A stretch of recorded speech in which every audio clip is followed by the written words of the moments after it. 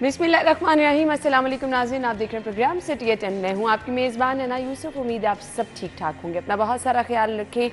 अभी जब मैं आज जो हम न्यूज़ डिस्कस करने वाले हैं उसमें से सबसे अच्छी खबर मुझे ये लग रही थी कि जी अंडर एज ड्राइवर्स के खिलाफ जो कार्रवाई हो रही है बहुत अच्छा है जी। और मैंने एक्चुअली रोड पर भी ये खुद ऑब्जर्व की चीज़ें कि रोक रोक के फ़ाइन किए जा रहे हैं, तो ये बहुत अच्छा इकदाम उठाया गया है जिस तरह से हालात हो चुके हैं। आगे चल के हमने डिस्कस करना है। कुछ स्मॉग की सूरत हाल शहर में बेहतर लग रही है, लेकिन इसके बावजूद अब स्टिल स्मॉग है। बहुत सारे लोग इससे मुतासर भी हो रहे हैं, डेंगू से बहुत सारे लोग मुतासर हो रहे हैं। अपना बहुत सारा ख्याल रखें आप लोग। हम डरेंगे जी आज के प्रोग्राम की तरफ, खबरें भी शामिल करेंगे। जिनकी बर्थडे है वो थोड़ा सा वेट करें, इंशाल्लाह 11 बजे वाले सेगमेंट में उनको विश किया जाएगा। खबरें हमारे पास हैं जी। आज पहली खबर है, आरजी लाइसेंस वाले अस्पतालों में सेहत कार्ड पर इलाज बंद, नाक़िस सहूलियात, गैर मयारी इलाज की शिकायत आने लगी है।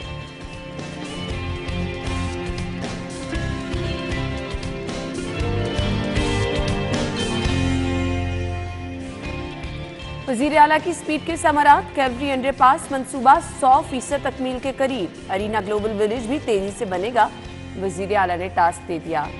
अंडर एज ड्राइविंग पर जीरो टॉलरेंस, तलबा के मोटरसाइकिल और कार स्कूलों पर लाने पर पाबंदी।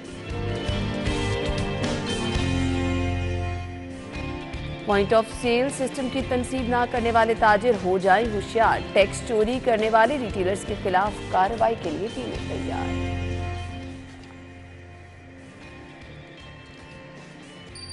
आज की खबरें आप जान चुके हैं। खबरों की डिटेल्स के लिए हमारी सीनियर रिपोर्टर्स हमारे साथ मौजूद हैं।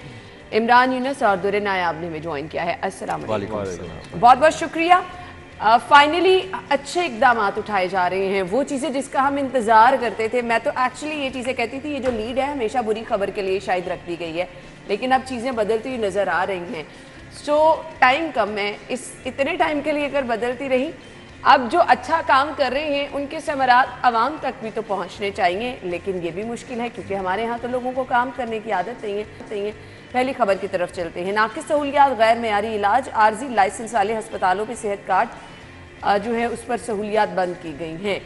सो पहले तो मुझे ये बता दें कि नाक़िस सहूलियात और ये जो गैर मयारी इलाज की बात की गई है, मयारी इलाज फराहम कहाँ किया जा रहा है? इमरान, मैं आपसे आगाज़ कर लेती हूँ। अना देखें, चूँकि हम बात कर रहे हैं सेहत कार्ड के हवाले से, सेहत कार्ड समेत जितनी भी हुकूमतें स्कीम्स निकालती हैं, what ever Benazir income support हो या वैसे कोई और स्कीम हो, सस्ता आटा स्कीम हो या कोई भी स्कीम हो आवाम को रिलीफ देने के लिए, उसमें चलें गवर्नमेंट तो भरपूर कोशिश करती है अपना 100% देने की कि जो सहूलियात दी जा रही हैं आवाम के लिए वो आवाम तक उसके समरात पहुँचे।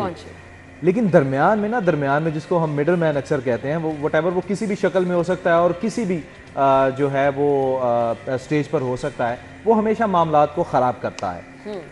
सेहत कार्ड के हवाले से अगर हम बात करें, सहूलियात की जो बात आप कर रही हैं वो तो आप डेली जो है वो डिस्कस करते हैं कि मुझे तो मयारी सहूलियात कभी कहीं पता ही नहीं चला, किसी ने आके तारीफ की हो भाई हमें यहाँ पे मयारी सहूलियत। और जब हम प्राइवेट हॉस्पिटल की बात करते हैं और हम यही बात करते हैं कि सरकारी हॉस्पिटल में जाते हुए आवाम को पहले डर लगता था, लेकिन अब सहूलियात जो है वो बहुत बेहतर जो है वो सरकारी हॉस्पिटल में नजर आ रही हैं क्योंकि वहाँ पर इंफ्रास्ट्रक्चर जो है वो बहुत बेहतर कर दिया गया है। प्राइवेट हॉस्पिटल के हवाले से बात की जाए तो हमेशा जो पहला हमारा माइंडसेट बनता था वो यही बनता था कि बेहतरीन इलाज मुआवजा जो है वो होता है, लेकिन वो क्या करते थे सेहत कार्ड के हवाले से जो हम बात ये कर रहे हैं कि जब सेहत कार्ड आया ना, यकीन जाने वहाँ मैंने ऐसे बंदे भी देखे हैं जो कि उससे बहुत खुश थे और ऐसे बंदे भी देखे हैं जो कहते थे कि भाई हमारे साथ इलाज जो होता है उसका बिल ज़्यादा साइन करवा लिया जाता है। ये प्राइवेट हॉस्पिटल्स करते थे, सरकारी हॉस्पिटल में ऐसी कोई कतगन या ऐसे कोई मसाइल जो है वो नज़र नहीं आते थे।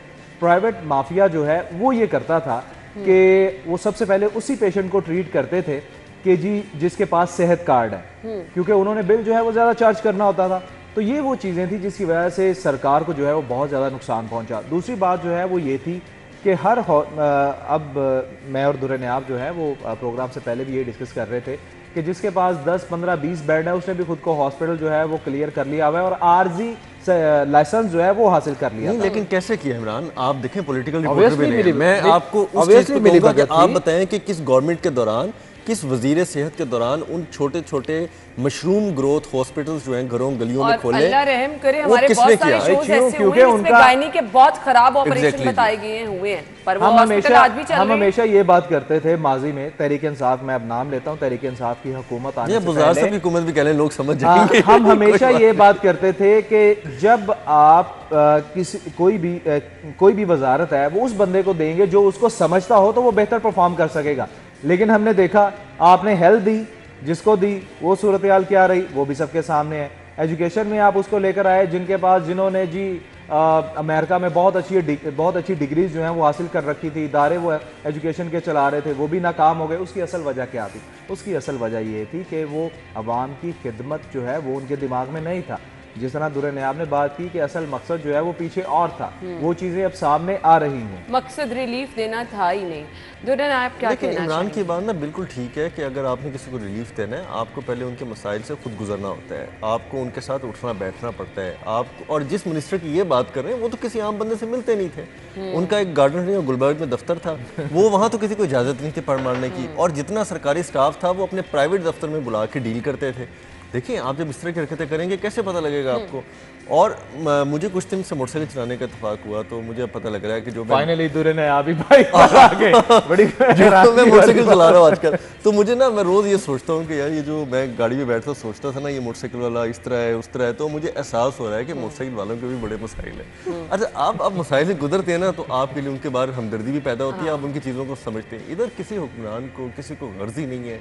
अब वज़ीर आला जो है आपके इस वक्त, वो अगर इन सड़कों से गुजरते ना, इन लोगों में उठते बैठते ना, वो एक जर्नलिस्ट ना होते तो उनको कैसी चीज़ें पता लगती। तेज़ी से परफॉर्मेंस की भी कोई वजह होती है, आपका विजन क्लियर होता है, आप उन मसाइल से गुजरे होते हैं, आप उन ट्रैफिक कंजेशन में फंसे होते हैं, आप लोगों में उठे बैठे होते हैं, आपने कोई 10-100 बंदों की, गरीबों की हमदर्दी से बात सुनी होती है। दुरे भाई इस वजीर आला की भी अपनी कंस्ट्रक्शन कंपनियां होती, इस वजीर आला के फिर भी यही अपने होता है ना। हॉस्पिटल होते या अपने तालीमी इदारे ये होते, किसी तो को- ये भी वही कर रहे होते जो माजी में और हो रहा है। फिर ये सब ना हो रहा फिर ये होता। बाकियों की तरह किसी को ना मिलना पसंद करते, ना किसी के पास जाते, और सारा दिन जो है अपनी समेटा हेलीकॉप्टर में समेटी फिर रहे होते लाहौर के खौफे अंदर। खुदा भी नहीं था, ये उनमें बातें खौफे हैं। खुदा भी नहीं था कि ये हमने बातें आगे जाके देखें, जब आपको कोई मनसब मिलता है, कोई वजारत मिलती है तो आप पे जिम्मेदारियां ज्यादा बढ़ जाती हैं, सिर्फ अवाम या सरकार की नहीं, खुदा के आगे भी आप जवाबदेह होते हैं। अब प्रोपोगंडे ये हो रहे हैं जी कि हेल्थ कार्ड के साथ ये कर दिया, हेल्थ कार्ड के साथ वो कर दिया, गरीबों से उनका हक छीन लिया। आप सिर्फ मुझे एक बात बताएं कि 5 लाख कमाने वाले,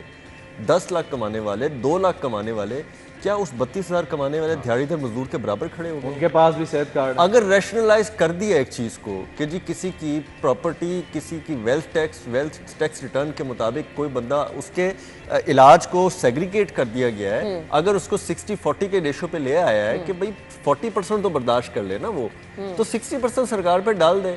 अगर वो इस तरह की सेग्रीगेशन की जा रही है तो कोई प्रॉब्लम है, और अगर 32,000 वाला मुफ्त ले रहा है तो फिर भी कोई प्रॉब्लम है। लेकिन आपने उसको प्रोपोगेट करते ही रहना है, आपने इस चीज़ को समझना नहीं, इस चीज़ को देखना ही नहीं है। दूसरी बात इसमें इंपॉर्टेंट कि सरकारी तौर पर पुरानी हुकूमत पंजाब जो गुजार साहब की थी, वहाँ पर वज़ीर सेहत साहिबा ने क्या किया, आपके ये फट्टों पे, गली मोहल्लों पे 3 बेडरूम में 4 कमरों वाले हॉस्पिटल जो हैं वो भी सेहत कार्ड के उन्होंने मिन्नत कर मुझे आप लिए। सिर्फ ये बता दें कि ये जो आर्जी हॉस्पिटल हैं कैसे इनको कैटेगराइज किया जाएगा? अगर प्रॉपर इनके पास लाइसेंस नहीं होता तो इनको आप पीएमडीसी की, और आप एक चीज़ वेबसाइट पे जाके देख लें, आप हेल्थ डिपार्टमेंट की वेबसाइट्स पे जाके देख लें, उसका पूरा एक प्रोटोकॉल है, उसका पूरा एक डिज़ाइन है कि हॉस्पिटल कैसा होना चाहिए, A class, B class, C class क्या में इसके लिए उस पर स्पेशल अमल टीम दरामद बनाई होना गई? चाहिए। देखिए ये हेल्थ जो आप बात कर रही है ना, ये हेल्थ केयर कमीशन की जिम्मेदारी है। जिम्मेदारी है। बिल्कुल ना, ठीक है? कौन मैं कह रही हूँ ये लेकिन माजरत करेगा? के साथ वो भी ना भंग पी के ना बैठा हुआ था, इसकी भी ना थोड़ा स्क्रू जो है ना वो टाइट होने वाला है, और मेरे ख्याल से अब हुआ भी है। और एक कंपनी बनाई थी हेल्थ इनिशिएटिव, हाँ, उसका भी बिल्कुल, वो प्रॉपर सिर्फ सेहत कार्ड से लीगल उनका काम यही होता है कि ठीक है कि जो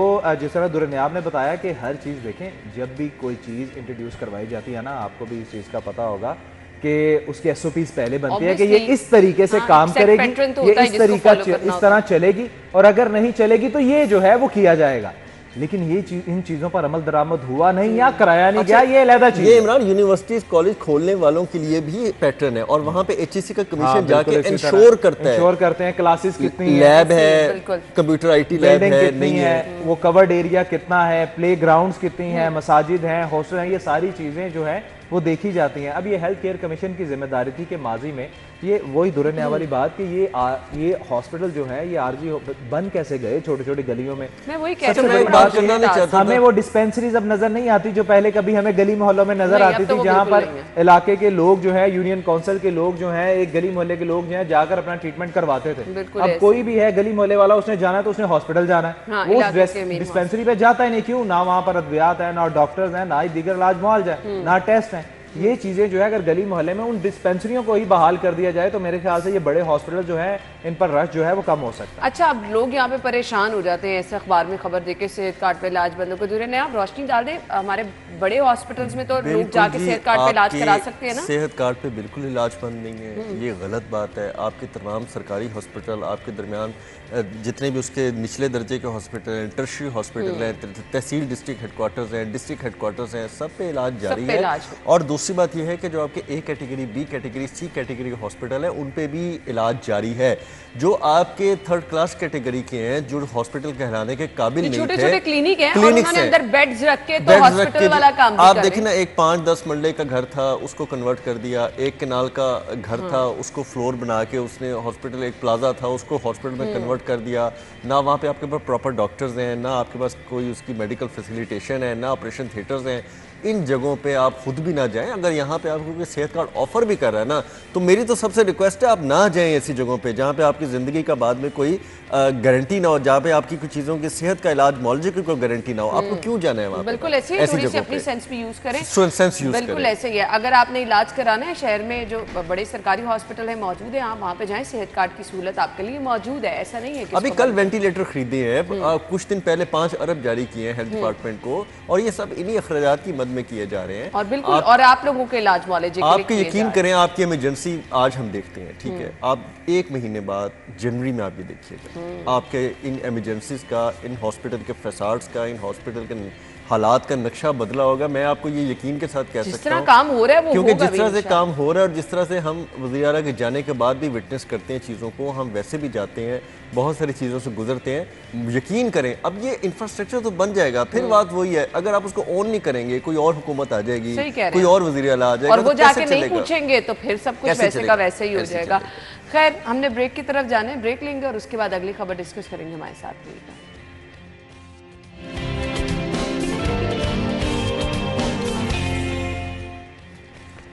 वंस अगेन वेलकम बैक। वज़ीर आला की स्पीड के समरात नजर आना शुरू हो गए हैं, बल्कि लोग इंजॉय भी करना शुरू हो गए हैं। कैवली ग्राउंड अंडरपास मंसूबा 100% तकमील के करीब है। एरिना ग्लोबल विलेज भी तेजी से बनेगा। वज़ीर आला ने टास्क दे दिया है। अकबर चौक वैसे कब ओपन होने जा रहा है, मैं ये भी पूछ लूँ, क्योंकि 5-6 दिनों से वहाँ से गुजर रही हूँ, तो वो जाते हुए थोड़ी सी ट्रैफिक का सामना होता है। अलबत्ता वो जो सिग्नल फ्री होके 20 मिनट में दफ्तर पहुँचे हैं ना, उसका लहदा मज़ा है जी। अच्छा, अब ये किसी भी लम्हे जो है ना, आप 25 के अराउंड देखेंगी, 25 या 25 के बाद किसी भी लम्हे 2 प्रोजेक्ट ओपन हो जाएंगे आपके अकबर चौक और ऑलमोस्ट वो है जी। अकबर चौक तो तकरीबन 20 की डेट थी समझे, और वो अब अकबर चौक फ्लाईओवर बिल्कुल रेडी है। आप मतलब कि आज 22 देखें, 25 देखें, होपफुली 25 या 25 के बाद। इसी तरह आपका जो अंडरपास है कैलरी वाला, वो भी 25 के बाद खुल जाएगा। लेकिन उसमें एक चेंजिंग जरूर होगी, क्योंकि आप देखें ना ट्रैफिक को बाहर निकाल के कहाँ लेके जा रहे हैं। आगे घोड़ा चौक का फ्लाईओवर बन रहा है, जिसने डिफेंस की तरफ मुड़ना है, वो भी रेडी नहीं है। वो 10 दिसंबर के 7 दिसंबर के बाद कहीं थोड़ा बहुत रेडी होगा। अब आपकी मजबूरी है कि जो बाहर ट्रैफिक निकाल रहे हैं, मजीद 20 दिन की तंगी नहीं अंडरपास खुल जाएगा, लेकिन उसमें चेंजिंग ये होगी कि जो ट्रैफिक आपकी गुलबर्ग से आ रही है जिना फ्लाईओवर से, वो निकल के बाहर कैंट की तरफ मुड़ जाएगी, ठीक है। लेकिन जो ट्रैफिक आपकी उधर से डिफेंस क्योंकि बंद है, डिफेंस मोड से वो ट्रैफिक आ नहीं पाएगी, लिहाजा वो लाइन बंद रहेगी। लिहाजा एक तरफ चला देंगे तो जो कैंट और डिफेंस को जाने वाली प्रॉब्लम्स हैं वो ट्रैफिक सारी डाइवर्ट हो जाएगी, वरना तो पीछे बहुत बुरा हाल होता है। आरे बाजार पे इतना रश है, यकीन करें आप आरे बाजार से गुजर के डिफेंस की तरफ मुड़ नहीं सकते आपके इतना, और फिर आगे अगर चले जाए तो भट्टा चौक पे उससे दुगना रश होता है, शदीद ट्रैफिक है। तो ये इशूज़ है, ये इशू सॉल्व हो जाएगा। चलें, अंडरपास खोलना भी ज़रूरी है, लेकिन ये है कि इस महीने आपको, अब दिन कितने रह गए, थोड़े रह गए, इस महीने आपको 2 प्रोजेक्ट और मिल जाएंगे। खालिद बट चौक से अब कैवरी ग्राउंड अंडरपास का नाम दे दिया गया है, कैवरी अंडरपास का। उसकी मैं खासियत एक बताने जाऊँ कि सारे प्रोजेक्ट में वो प्रोजेक्ट होगा जो 100% ओपन होने जा रहा है। वाह, उसमें कुछ पेंडिंग नहीं रह जाएगा। ठीक है। देखिए बेदिया अंडरपास खोला, लेकिन ऊपर से सर्विस लेनों के लिए 10 से 15 दिन का टाइम दिया सीएम ने। आपका शादरा फ्लाईओवर खोला, लेकिन नीचे भी जो 10-15 दिन का टाइम दिया कि आप सड़कों की रिहेबिलिटेशन कर लें। अकबर चौक फ्लाईओवर ऊपर रेडी है, वैसे नीचे भी रेडी है, लेकिन प्लांटेशन वर्क और थोड़ा बहुत आपको नजर आ जाएगा। ये कैवलरी अंडरपास वाहिद अंडरपास लाहौर का होगा जो 100% कंप्लीशन होगा विद सुई गैस लाइन शिफ्टिंग, क्योंकि अंडरपास की छत के ऊपर एक बहुत बड़े सुई गैस की लाइन जो है वो आर पार हो रही है। उसको शिफ्ट करना, उसको डाइवर्ट करना, वो भी एक बड़ा मसला था। फिर इसकी क्वालिटी फिनिशिंग जो है ना, मैं अगर रेट करूं तो बेदिया से बहुत अच्छी है। अच्छा, बेदिया तो बहुत अच्छा लग रहा था। आप सोचें अगर ये अच्छा लग रहा था बेदिया, तो ये बेदिया से कितना अच्छा लग रहा होगा। That's इसके अंदर उन्होंने दीवारों के अंदर एनग्रेव एक टेक्नोलॉजी यूज़ की है, जिसमें समझिए आप फूल पौधे और उनके दरख्त जो है ना वो कंधा किए गए वाह, दीवारों पे। तो वो आपको उभरे हुए ऐसे लगेंगे जैसे कि दरख्त जो है ना वो उसका एक हिस्सा बन गया है। इसे एनग्रेव कहते हैं, किसी भी नक्शो निगार को किसी दीवार में कंधा कर देना। तो एक तो वो चीज़ बड़ी खूबसूरत है, ये किसी अंडरपास में पहले नहीं पहले थी। हमने नहीं ठीक है। फिर इसके अंदर सोडियम लाइट्स लगाई गई हैं, बड़ी मध्यम लाइट्स जो ना आंखों को चुभेंगी और ना ही इस अंडरपास को जो है वो ब्लैक डार्क फेज में जाने यानी देगी। रोशनी भी कम नहीं रोशनी बहुत होंगी। फिर इसके अंदर खूबसूरत बेलों का लटकते हुए प्लांटर्स लगाए गए हैं। वो आपको ना एक इतना बड़ा वो बकेट है, वो आपको दीवार के साथ लटक रहा होगा, उसके अंदर से बेलें मुख्तलिफ किस्म की। इमरान को जरा प्लांटर का शौक है, शायद नाम जानता हूँ, मुझे नाम भी नहीं आता। वो बेलें लटक रही होंगी। तो इस तरह के बहुत सारे फीचर्स एडअप किए हुए हैं। फिर इसके ऊपर सर्विस लेयर, इसके स्टार्टिंग पॉइंट, एंडिंग पॉइंट वो पूरा मर्ज कर रहे हैं। आगे फ्लाईओवर के साथ सेम कारपेटिंग का लेवल लेके जा रहे हैं। आगे जब बाहर निकलेंगे सेम अब कारपेटिंग। जिस तरह से आप नक्शा ऊपर खींचे जाएगी। हैं ना, वहाँ जाना हो ना हो, लेकिन जब ओपन होगा मेरे ख्याल से विजिट करने के नहीं, लिए आपको जरूर जाना, हमें जाना देखिए पड़ेगा। आप अगर बीच में मिड वे लें और आपने अगर फर्ज करें 10-15 दिनों के लिए कैंट के अंदर से निकलना हो, तो आपके लिए सबसे बेहतरीन रूट है। कलमा चौक से सिग्नल फ्री पकड़ के आप कैंट के अंदर सीधा घुस जाएंगे।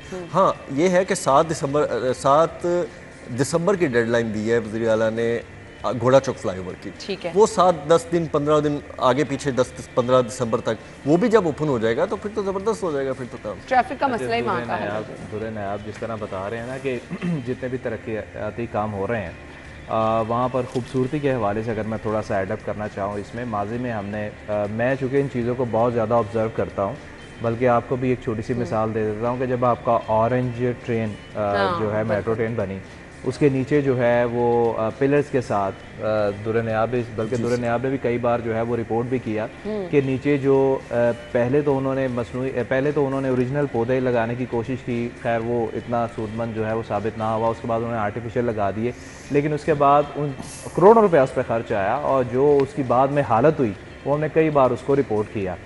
यहाँ मैं ये मिसाल देता हूँ कि जब कलमा अंडरपास जो है उसकी इनाग्रेशन हुई तो वहाँ पर बिल्कुल साथ जो PHA ने काम किया, आप यकीन जाने अभी तक वो खूबसूरती वैसे की वैसे बहाल है, अदरवाइज अब तक उसका बेड़ा गर्क हो चुका होता। ठीक है, तो वो यकीन जाने जब आप कलमा अंडरपास से गुजरते हैं ना तो उसके साथ जो ऊपर पौधे लगे हुए हैं वो आपको बड़ा फैसिनेट करते हैं। वो CBD में जब एडअप हुआ है तो उन्होंने ज़्यादा अच्छी प्लांटेशन वो ज़्यादा कर दिया है।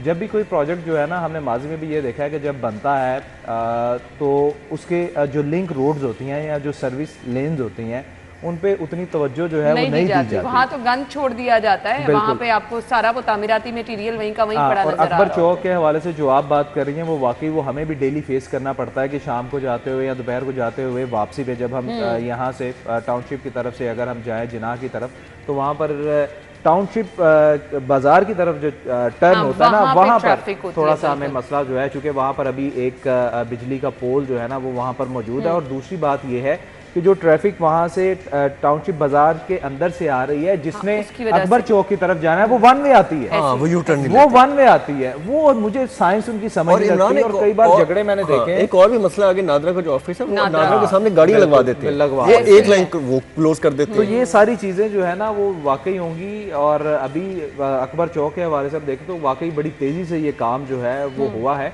और दूसरी अगर बात करें जो आप खबर में डिस्कस कर रही थी ग्लोबल अरीना, ग्लोबल विलेज के हवाले से, और दुरे नायाब चूँकि हमेशा से इस चीज़ के साथ लिंक रहे हैं और आप और मैं भी डिस्कस कर रहे थे कि हमें तो लगता है कि हम बचपन से सुन रहे हैं कि ये प्रोजेक्ट जो है ये पता नहीं कब जाकर मुकम्मल होगा। क्योंकि हम हमेशा देखते थे दुरे नायाब साहब खड़े हैं 12 बजे के लिए न्यूज़ दे रहे हैं, एज लाइफ दे रहे हैं और बता रहे हैं कि जी होने जा रहा है फैमिलीज के लिए यहाँ पर ये तफरीह होगा, ये मिलेगी, होगा। यहाँ पर खूबसूरत अरीना बनेगा, ये बनेगा। सही तो बात हमें दुरनियाब का ना वो जो शक्ल याद आ रही है कि वीडियो कितनी दिखाते थे वो खुशी इतनी की खबर fascinate करती दिखाते थी कि बड़ा लेकिन अभी जबरदस्त तक वो मुकम्मल नहीं हो रहा है। वो इस ना- पे तो खैर दुरनियाब ज्यादा बेहतर बाज़ बता औक़ात सकेंगे। इदारों की जो सुस्ती और काहली होती है ना, या उनकी गैर जिम्मेदारी होती है, वो रिपोर्टर की क्रेडिबिलिटी भी डाउन कर देती है। तो इसमें ना कुछ प्रोजेक्ट्स ऐसे हैं जिसमें मैं अपनी क्रेडिबिलिटी डाउन होता महसूस करता हूँ, हालांकि काम वो नहीं करते, ठीक है, और प्रेशर हम पे आ जाता है कि यार हम अब उस पर क्या निकाले। कि आपने तो बताया था मुझे भाई। तो अपनी खबर पे ये एतराज है थोड़ा सा कि अखबार वालों ने जरा हल्का हाथ रखा है। एक्चुअली जो टीवी पे मैंने कल रिपोर्ट की है 12 बजे लाइव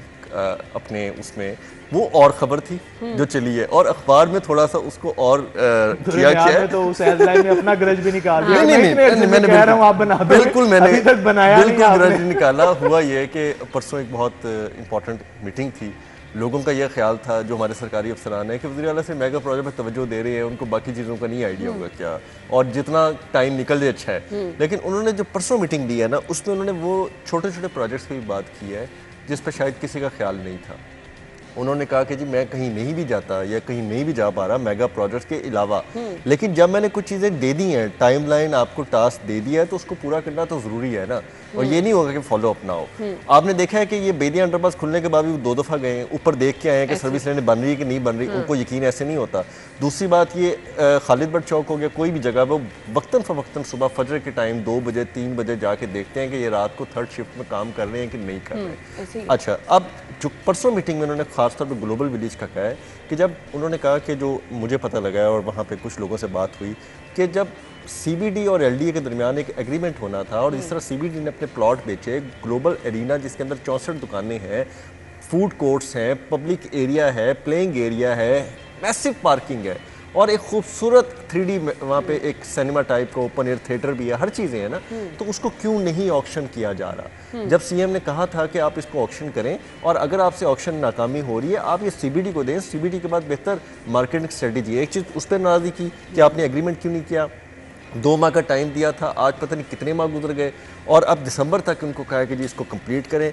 दूसरी बात पे जो नाराज़गी का इजहार किया वो CBD के प्रोजेक्ट फेज़ 2 और 3 पे। फेज़ 1 तो नज़र आ रहा है आपको, अंडर पास आ गए, अंदर रास्ते निकल गए, लेकिन अब फेज़ 2 जो है अंदर इंफ्रास्ट्रक्चर है, और फेज़ 3 जो है अंदर डिप्लोमेटिक इनक्लेव जो अमेरिकन से हो गया, अमेरिकन आ रहे हैं, और उसके अंदर आगे पटरियां क्रॉस करके फ्लाईओवर है, और उसके बाद मेन बुलेवार्ड है जिसने पैकेजेस मॉल तक जाना है, वॉल्टन को रिहेबिलिटेट करना है, और इधर एक नई लेग निकाली जा रही है जो फिरोजपुर रोड को ट्रैफिक पे ले आएगी। ठीक है। उस पर उन्होंने नाराज़गी का इजहार किया कि ये चीज़ काबिल कबूल नहीं है। तीसरी जो उन्होंने इंपॉर्टेंट बात की है जिस पर मैं आज खबर देने जा रहा हूँ, लेकिन चूंकि उस मीटिंग का हिस्सा था, कि बरकत मार्केट के सामने उन्होंने प्रॉपर वर्किंग करने का कहा था। अगर आज अब बरकत मार्केट के सामने गुजरे ना, उन्होंने ऐसे बेहंगम किस्म की वो बैरियर लगा के बंद कर दिए हैं कि किसी को समझ ही नहीं आ रहा। इतनी प्रॉब्लम होती है और इससे ज्यादा रश बढ़ गया है। उस पे उन्होंने जो कहा ट्रैफिक फैसल टाउन से आ रही है, जिसने कलमा चौक की तरफ जाना है, उसको पहले जाना पड़ता है कैंपस की तरफ, वो पंजाब यूनिवर्सिटी के हॉस्टल्स की तरफ, और वहां से वो यू टर्न लेते हैं। लेकिन जब वो यू टर्न लेते हैं ना, तो जो कैंपस से ट्रैफिक आ रही है, आप यकीन जाने वहां पर ऐसा ट्रैफिक कंजक्शन बनता है। अच्छा, उस पे इमरान उन्होंने, सॉरी आपकी बात में काट दूं, मैंने कहा ये तो आपको बता दूं, एड अप कर दूं कि उस पे उन्होंने कहा जी कि ये एक फजूल किस्म की प्रैक्टिसेस छोड़ें, इसका प्रॉपर प्लान दें। उसमें CBD अगर LDA को नहीं समझ आ रहा है ना, तो CBD सोचे, चीफ सेक्रेटरी साहब के साथ बैठे, ये डायरेक्शन दी है, उसका प्लान वही है जो CM साहब भी कहते हैं और माजी में हुकूमतें भी सोचती रही थी। बरकत मार्केट से आने वाले ट्रैफिक को अंडरपास सिग्नल के जरिए नहर की तरफ ले जाया जाए, आगे यू टर्न्स हो, और वहाँ पे भी ट्रैफिक का मसला हल हो जाएगा। चलें जी, ये सारे मसाइल इसलिए हल किए जा रहे हैं कि आपको परेशानी ना हो। सो आप भी लोगों को परेशान करना छोड़ें। जो रोड पे आप 1 वे की खिलाफ वर्जी कर रही हैं, हम देख रहे हैं दीगर खिलाफ वर्जी हो रही हैं, उससे आपको भी मना होना है और आपको भी जिम्मेदार शहरी होने का सबूत देना है। खैर, बात की जाएगी कम उम्र ड्राइवर्स के, हमने ब्रेक के बाद इस पर आना है जी, हमारे साथ ही रहिएगा।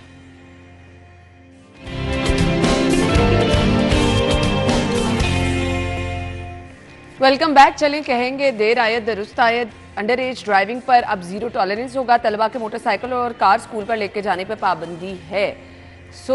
कैसे देखते हैं इस इक़दाम? देखिए जी, बहुत अच्छा डिसीजन जो है वो ये लिया गया है कि जो कम उम्र तलबा है, बेसिकली हमने अब देखा है 9th कि और 10th क्लास के स्टूडेंट जो है ना, वो हर जगह बाइक स्कूल कॉलेज में देखते हैं कि वो बाइक पर जा रहे होते हैं, और जैसे वो राइड कर रहे होते हैं सबके सामने, कि कभी जिगजैग कर रहे होते हैं, बच्चे हैं, नादान है, कम उम्र है, नहीं उन्हें पता चलता कि वो कैसे चला रहे हो। खुदा ना खासा कई हादसा जो है वो हमारे सामने सुबह को, मैं खुद देखता हूँ कि वादत रोड पे, इकबाल टाउन की शाहराहों पे हादसा जो हैं वो मोटर बाइक के बच्चे जो हैं वो एक्सीडेंट से बेचारे गिरे पड़े होते हैं। बाइक पे वो मिरर वाला कॉन्सेप्ट ही नहीं है, वो खत्म हो गया, वो खत्म हो गया। चले। लेकिन अब बड़ी अच्छी बात है, ये डिसीजन इसलिए लिया गया है चूंकि 18 साल जब उनका आईडी कार्ड बन जाएगा उसके बाद वो लाइसेंस होल्डर हो जाएंगे, तो तब वो अपनी गाड़ियाँ जो हैं या बाइक्स जो हैं वो स्कूल कॉलेज में ला सकते हैं, तब तक उन पर पाबंदी है। और दूसरी बात मुझे बहुत अच्छी लगी है कि CTO साहब ने जो ये ऐलान कर रखा है, बल्कि डिसीजन हो चुका है कि जो कम उम्र ड्राइवर्स हैं और बगैर लाइसेंस की जो जुर्माने की फीस है वो 4000 रुपये कर दी गई है। यही वो चीज़ थी जो हम कहते थे कि सजाएं और जुर्माने बढ़ाने पड़ेंगे, तब जाकर शहरी जो है वो इस चीज़ को सख्ती से इस पर अमल दरामद जो है वो करेंगे। तो कहीं ये वो कहावत सच ना हो जाए ना, बादशाह सलामत ने जब सज़ा सुनाई तो अवाम ने कहा कि जनाब आपकी सज़ा मंजूर है, लेकिन उसको बंदे बढ़ाते हैं सज़ा देने वाले हमारे पास जल्दी करते हमने आगे जाके पुतली तमाशा और बंदर तमाशा तो ये इनसे पूछ लेना किसी ने सर्वे करके। मैं तो अक्सर कहता हूँ हमारे रोड शोज जो होते हैं इन सारे तेजी वालों से पूछे आप कहाँ जा रहे हैं, क्या प्रॉब्लम, कहाँ जाना है, किसी ने घर जाना है सामान लेके ये ना मैं आपको बताऊं ह्यूमन नेचर का हिस्सा बन चुका है। आप नॉर्मल भी कहीं आ जा रहे हैं तो पता नहीं क्या भाग दौड़ पड़ी हुई है हर किसी। अच्छा मैं ना अब कम से कम मुझे 10-15 दिन अब हो गए हैं बाइक चलाते, ठीक है। मुझे नहीं याद पड़ता कि मैंने कुछ 50 स्पीड क्रॉस की है। मैं आराम से हेलमेट पहनता हूँ बाइक में, मैं जहाँ जाना है ना हार्डली मेरा ख्याल है 5-10 मिनट, आप 5 मिनट लेट होंगे, इससे ज्यादा लेट नहीं ज्यादा डिफरेंस होता एक्चुअली। आप नहीं हो सकते, वो एक तसल्ली दिल की होती है, बस हम तेजी से जा रहे हैं। बस आप पता मुझे समझ नहीं आती, कभी वो ग्रीन बेल्टों पर चढ़ते जा रहे हैं। आपने नहर पर अक्सर देखा कि जब जगह नहीं मिल रही होती तो 7 फुटपाथ पे बाइक चढ़ के भगा के जा रहे बिल्कुल ऐसे ही है। तो मैं तो ये समझता हूँ कि कोई भी जो बाइक ड्राइवर है वो अपनी जान पे खेल के रिस्क किस तरह ले सकता है। वो पहले अपनी जान की सेफ्टी देखे, फिर और चीज़ों की देखे, बाकी ज़िंदगी में चीज़ें चलती रहती हैं। बिल्कुल सही कह रहे हैं। हाँ प्रोग्राम में पहुंचना ज़रूरी होता है इमरान, वो भी लेट इमरान इसी की लिमिट में ले लेना कल को। अजमत के सिटी अटेंड प्रोग्राम में पहुंचना, भाई वक्त पे पहुंचना बहुत जरूरी है, अदरवाइज आपको जुर्माने भी होंगे। कल इमरान ये लगे ना आयशा को कि मैडम मैं जरा स्कूल से आ रहा था, मैंने कहा क्या तखीर हो जाएगी, कोई मसला नहीं है, लेकिन वो प्रोग्राम में पहुंचना भी जरूरी है। नहीं जी, आप बाहर वाले फाइन से बच जाएंगे जो ट्रैफिक पुलिस चीज को 10-20 मिनट प्री प्लान कर लें। अगर मैंने अब उठना है तो मैं 10-20 मिनट पहले उठूं, वो आपके लिए अच्छा है, आसानी, बिल्कुल आपके लिए आसानी है। आप कहीं जाएंगे, भाग दौड़ में जाएंगे, खुदा ना खास्ता अपने साथ किसी के लिए भी रोड पे मसला बनाएंगे। अलबत्ता यहाँ पे जो जीरो टॉलरेंस ट्रैफिक पुलिस ने किया है, थोड़ी सी पेरेंट्स के लिए भी हम ये रिक्वेस्ट करेंगे। अनकरीब खबर मिलेगी ये 4000 से 8000 जुर्माना हो गया। हाँ, सही बात इसका मतलब है कि इन्होंने भी ये भी उम्मीद नहीं करना। हो जाए, मैं कहती हूँ हो जाए। ये जितने बड़े बड़े वाकयात हो गए, एक फैमिली के 6 लोग चले जाना, हर रोज आपको शाम के औकात में ये नजर आती है कि रेस्क्यू का ये डाटा शेयर किया गया और आज इतने लोग जान से गए, इतने लोग जख्मी हुए। इसमें ना कानून साजी की जरूरत है, आपको थोड़ा सा कानून साजी करके इसको नॉन बेलेबल ऑफेंस करार देना चाहिए, जिसमें जमानत ना हो। बिल्कुल सही कहा आपने, होना चाहिए। यहाँ से आप बेल FIR होती है, बेल करा के लोग घर आ जाते हैं तो दोबारा वही कुछ है। असल में यहाँ पे लोगों को पता ही नहीं कि FIR है भी क्या। खैर, थैंक यू सो मच, बहुत बहुत शुक्रिया। हेडलाइंस के बाद नाज़रीन आते हैं।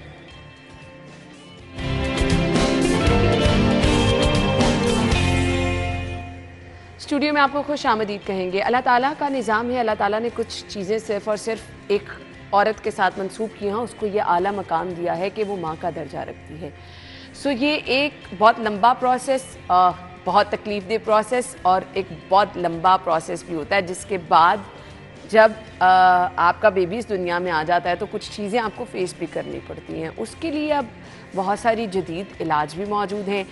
हम आज के टॉपिक पे जिस पर बात करने वाले हैं, आफ्टर डिलीवरी अगर आपको कुछ मसाइल होते हैं सो उस पर आपको कौन कौन सा कैसे इलाज कराना है, ट्रीटमेंट क्या करा सकते हैं। जी, हमारे साथ कॉस्मेटिक गायनेकोलॉजिस्ट मौजूद होंगी जो कुछ मसाइल यूजुअली लोगों के सामने आते हैं और उनका हल किस तरह से, और अगर आपको उनमें से कोई मसाइल है तो आप किस तरह से रब्ता कर सकते हैं अपनी डॉक्टर से।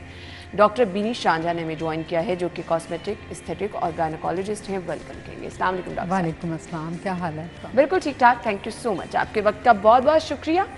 सबसे पहले तो मुझे बताइएगा, गायनेकोलॉजिस्ट के बारे में तो हमने सुना था, कॉस्मेटिक गायनेकोलॉजिस्ट अच्छा, किस तरह से काम करते हैं? Cosmetic gynaecologist it's totally different field. इसमें हम उन औरतों को केटर करते हैं जिनके प्रॉब्लम्स रूटीन गायनेकोलॉजिस्ट डील नहीं करती।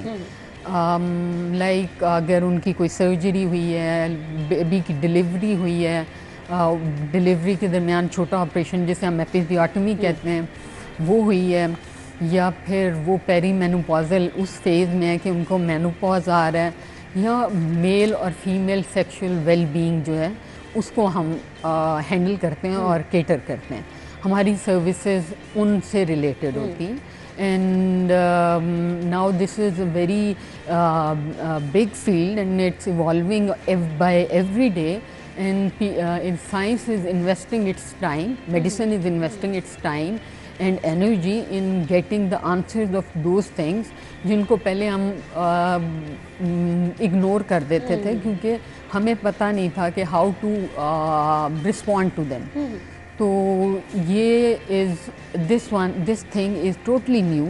और इसमें नॉर्मली जो लोगों को फेस करना पड़ता है आफ्टर डिलीवरी वो ये इशू होता है क्योंकि आपका फैट एकदम बहुत हो जाता है, फिर लोग एकदम से उसको रिड्यूस करना चाहते हैं, क्या सजेस्ट करती हैं, क्या उसका तरीक़ेकार होता है? हम उसके साथ मैं I do weight reduction sessions और उसमें मल्टी फैक्टोरियल अप्रोच होती है। उसमें चूँकि हार्मोन्स ड्यूरिंग प्रेगनेंसी ऊपर नीचे गए होते हैं तो एक वेट पुट ऑन करना, फिर खाने का हमारी तरफ एक ये है कि खाएं और योगा नहीं करनी, एक्सरसाइज नहीं करनी, आप बिल्कुल बेड रिडन हो जाते हैं तो वेट काफ़ी ज़्यादा गेन हो जाता है। उसकी वजह से आपके बेबी के बाद वो वेट शेड ऑफ नहीं होता। नॉर्मली अगर आपने 5-7 kg अगर एक नॉर्मल बंदे ने वेस्ट में किया तो वो तो डिलीवरी होते ही निकल जाएगा पानी के साथ, पानी भी रिटेन होता है। लेकिन हमारी तरफ 30-30 kg 35-35 kg गेन किया होता है। तो उसके लिए फिर they have to come to us, we do intermittent fasting, we give injections, we give diet. तो वो उसे मल्टी फैक्टोरियल तरीके से जब हम उसे हर तरफ से केटर करते हैं तो we end up having our desired results. तो ये तो एक एस्पेक्ट है। इसके अलावा कॉस्मेटिक गायनी में मेरे पास 30 इयर्स की भी लड़कियां आती हैं, around when they get married वो भी आती हैं, because we don't talk about much, there are so many cases जो रिपोर्ट नहीं होते बिकॉज दे डोंट थिंक कि ये रिपोर्ट होने के काबिल हैं। वो डॉक्टर्स के पास नहीं जाते, दे फील लाइक ये ऐसे ही है एंड ऐसा ही बना है, बट ऐसा नहीं है। If a girl is not happy with her husband after marriage and she is having severe pain तो हम उनको बूटॉक्स लगाते हैं और उन बूटॉक्स से उनका जो एक पेनफुल जो एक्सपीरियंस है वो ख़त्म हो जाता है। फेस पे बूटॉक्स लगते हैं रिंकल्स ख़त्म करने के लिए, लेकिन कॉस्मेटिक गायनी में बूटॉक्स का मतलब होता है कि आप पेन फ्री हो जाएं, इजी हो जाएं। तो और बिलीव मी कितने घर इस कंप्लेन की वजह से टूटे हैं और कितने घर इस एक इंजेक्शन से बचाए जा सकते हैं। यानी आप इस चीज़ इलाज मौजूद है और आप अगर आफ्टर डिलीवरी आपको इन मसाइल का सामना है सो आप अपने डॉक्टर से रब्ता कर सकते हैं। अच्छा, हमेशा लोग कहते हैं कि जी वेट इतना पुट ऑन हो जाता है, बेली फैट के लिए लोग कुछ सजेशन मांगते हैं, क्या बताना चाहेंगे आप? बेली फैट देखिए, तो अगर आपने आपका सी सेक्शन हुआ है तो बेली फैट तो सबसे ज़्यादा होगा और रेजिस्टेंट भी होता है। और बेली फैट के साथ आपका हमेशा जो है वो चांस रहता है कि आप डायबिटीज़ की तरफ चले जाएं। उसके लिए आपको बहुत विजिलेंटली काम करना पड़ता है। आपको एक्सरसाइज को भी अपनी रूटीन में लाना पड़ता है। आपको अब ओज़ेम्पिक एक इंजेक्शन है जो बहुत अच्छा रिज़ल्ट दे रहा है, वो भी करना पड़ता है। आप यूज़ करवाते हैं पेशेंट को। हम इंटरमिटेंट फास्टिंग करवाते हैं, बहुत खूबसूरत चीज़ है, एक लाइफस्टाइल मॉडिफाई कर देते हैं हम। और उसके साथ साथ हम उनको एक डाइट की तरफ गाइड कर देते हैं कि ये चीज़ें हैं ये आपने छोड़ देनी है, लाइक रिफाइंड शुगर आपने छोड़ देनी है, आपने छोड़ देना है, कार्बोहाइड्रेट्स को मिनिमल कर देना और अपने आप को शिफ्ट कर देना है प्रोटीन के ऊपर और उसके ऊपर। और मैक्सिमम मिनिमम कितना टाइम होता है कि आपका वेट रिडक्शन की तरफ चले जाते हैं? मुझे तो लगता है कि ऑलमोस्ट 1 ईयर अगर आप जितनी मर्जी भी मेरे पास ऐसे पेशेंट्स हैं जो 3-3 महीने में बड़े फिट फाट होके गए हैं and they are very happy और वो अभी मेंटेन कर रहे हैं। वंस आप अपने पेशेंट को गाइड कर लेते हैं ना, मसला ये होता है कि हमारी तरफ डाइट प्लान देते हैं, कागज़ पकड़ाते हैं और कहते हैं इसको फॉलो करना, सुबह नाश्ते में अंडा और एक ये खाना, दोपहर में ये खाना, आफ्टरनून में ये खाना, उसके बाद इवनिंग में ये खाना, स्नैक टाइम ये। This is not diet plan, this is not education. You have to educate the patient.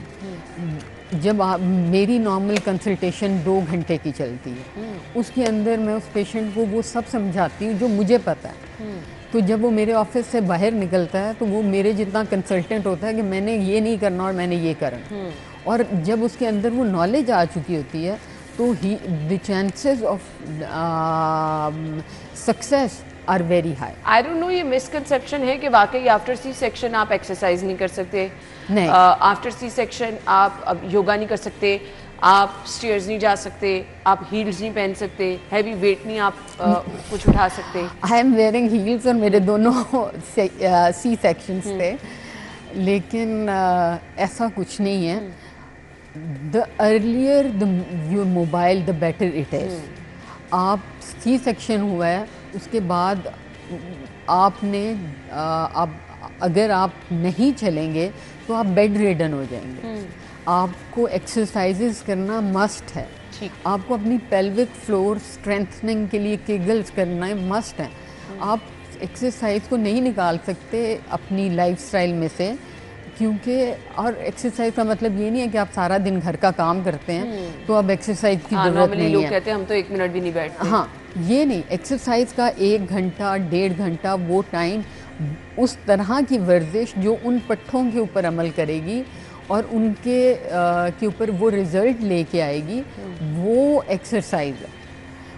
Exercise ये नहीं है कि आप भाग के बच्चे का फीडर बना रहे हैं, अब भाग के सास को खाना दे रहे हैं। This is not exercise. Exercise means आपका फोकस्ड, प्रॉपर टाइम आप अपने आप को दे रहे हैं, आप प्रॉपर स्वेट कर रहे हैं, आप एक कार्डियो कर रहे हैं, आप मसल्स के लिए वेट्स कर रहे हैं, दैट मीन्स एक्सरसाइज। सही। और मैक्सिमम मिनिमम आपको रूटीन में कितनी एक्सरसाइज या वॉक व्हाटएवर जो भी आप कर रहे हैं? I would prefer minimum 45 minutes and around 1 hour 30 minutes is more than enough. सही। अच्छा, बहुत सारे लोग अपने एक्सपीरियंस शेयर करते हैं कि ब्लैक कॉफ़ी बहुत सही रहती है वेट रिडक्शन में। It's a splendid thing. It's very good. Weight loss के लिए it's because it has no calorie. आप you have to take it without sugar. तो इसके अंदर कैलोरी कुछ नहीं है, मेटाबॉलिज्म तेज़ कर देती है। और मगर ये नहीं कि आप सारा टाइम ही फिर कॉफ़ी पीते रहें। आप 3-4 कप आप दिन में पी सकते हैं कॉफ़ी के, और उसके बाद उस जो कॉफ़ी है वो आपकी स्किन के लिए भी बड़ी अच्छी है। It brings a glow to your skin, क्योंकि वो स्वेट ग्लैंड्स को खोल देती है, तो it's very good for your. सही। इसके अलावा हमारे पास यूजुअली लोग ड्रिंक्स डिफरेंट बना रहे होते हैं अपना वेट लॉस करने के लिए। कुछ आपकी रिकमेंडेशन जो आप कहें कि इससे आपका बहुत जल्दी वेट लॉस हो जाएगा, जो आप बताना चाहें? वेल, मेरे पास पेशेंट्स आते हैं because I work as an aesthetician also, तो स्किन के लिए प्रॉब्लम्स के लिए आते हैं, एक्नी के लिए आते हैं, या डिहाइड्रेटेड क्रैक्ड स्किन है उसके साथ आते हैं। अब मौसम आ रहा है तो स्मॉग की वजह से लोगों की स्किन बड़ी ख़राब हुई हुई है, तो वो आते हैं। And the only thing is कि दे आर डिहाइड्रेटेड, वो पानी नहीं पूरा पी रहे होते। वो मौसम चेंज हुआ है तो 4 गिलास पानी, 3 गिलास पानी, दैट्स नॉट इनफ। 3 लीटर पानी, और उसमें आप थोड़ा सा with just a pinch of salt and a lemon, उन 3 बोतलों में बस। ये नहीं कि आप हर बॉटल में अलहदा लेमन डाल रहे हैं, अलहदा ये कर रहे हैं, वो आप बना के रख लें और वो अपने पूरे दिन में पी लें। It's very good. और अगर आप जिस तरह मैं इंटरमिटेंट फास्टिंग कराती हूँ तो उसके दरमियान मैं बोन ब्रॉथ बनवा देती हूँ कि आप बोन ब्रॉथ पी लें, आप बोटियाँ ना खाएं, आप हड्डियों की यखनी जो है ना जो हमारे देसी तरीके से निकलती है वो बना के पी लें। उसमें उसके अंदर कोई कैलोरी नहीं है, ये लेस देन 5 कैलोरी है और वो बूस्ट अप कर देगी आपके इसको मेटाबॉलिज्म को और आपकी स्किन वो बॉडी को हेल्प करेगी। और वैसे भी अब मौसम चेंज हो रहा है तो आपके लिए बड़ी इफेक्टिव हो बिल्कुल बहुत मैसेज क्या देना चाहेंगे देखने वाले? Message, this is like I'm a cosmetic gynecologist and this is a very new field in Pakistan especially. तो वो सारे लोग मेल या फीमेल जो प्रॉब्लम्स को फेस करते हैं और उन्हें पता है कि ये प्रॉब्लम्स हैं, तो बजाय इसके कि वो हकीमों के पास जाएं या अनाड़ियों के पास जाएं, they should approach professional doctors because now the answers are available, the treatments are available and every problem is treatable and you can have happy contented life. आपका इतना जदीद ज़माना है, इतने ज़बरदस्त इलाज मौजूद हैं, सो आपको अब ये चूज़ करना है कि आपने जाना कहाँ पे है। राइट ट्रैक पे जाएंगे तो आप उससे जल्दी फ़ायदा उठा सकेंगे। थैंक यू सो मच, बहुत बहुत शुक्रिया आपका। Thank you so much. नाज़रीन, हम आपको ज्वाइन करेंगे ब्रेक के बाद।